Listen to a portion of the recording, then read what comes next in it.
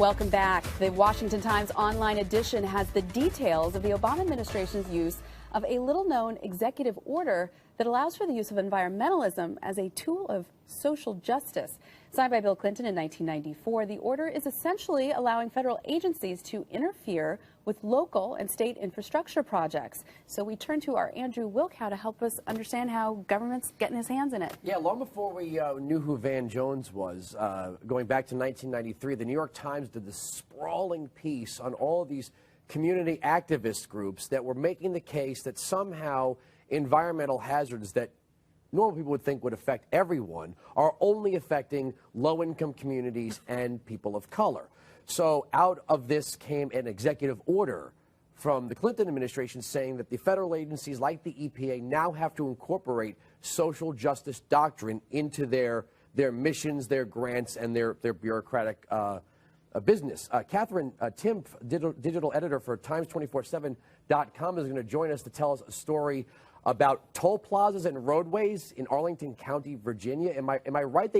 They put this project on the kibosh not because of any efficiency questions or taxpayer questions. It was all about social justice. Yes, the lanes went through minority, low-income neighborhoods. So under a suggestion given by President Obama's MOU that's based off of the executive order, they used Title VI, saying that they're discriminating against these minority communities by putting the hot lanes through them.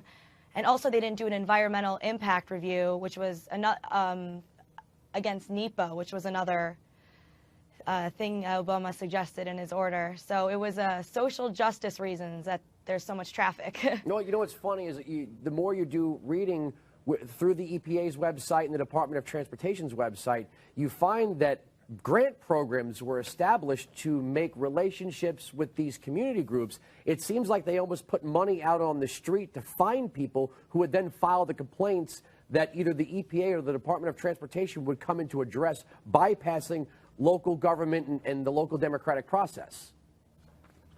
Yes, and it's really sad because it's actually going to put this community at a disadvantage because businesses aren't going to want to locate there. They're going to want to go to the other communities that did get the hot lanes where there's less traffic. So actually it's supposed to help these disadvantaged communities, but it's actually going to harm them. Katherine, this is Amy here. I have a question, though, about, I don't think I would call it environmental justice or even having anything to do with race, that low-income neighborhoods oftentimes do get mowed down for government projects because people don't really care about that. They're not going to do this in an expensive neighborhood like Alexandria in the middle of downtown. They're going to be doing these things where poor people don't necessarily have the same types of political leverage. So I can see the argument on the other side once you take out there's more exhaust fumes and minority impact, etc. Just, do we protect the little guy? See, this particular project, these lanes were going to go through all different kinds of neighborhoods, not just minority and low-income neighborhoods. It was just the section in Arlington that was going to go through, and so they used that because they didn't want the lanes there. And the problem with it is that it gives the federal government complete control over very small local projects. And I personally don't trust the federal government to make the best decisions for me or for any small local entity. So I think it's a very dangerous precedent to set giving that much power to the federal government. It seems when we want the project, we claim to not have the project would cause an adverse effect. If we don't want the project, then that also causes an adverse effect. Exactly, and then that decision is the decision of the federal government, not the people who it affects.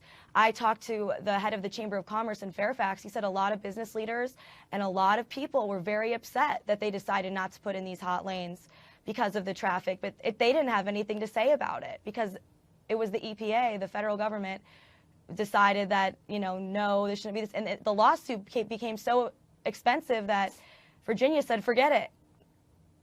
Well, thank you very much for joining us tonight. We're going to cover this even more here at the table. But first, we have to go to the chalkboard.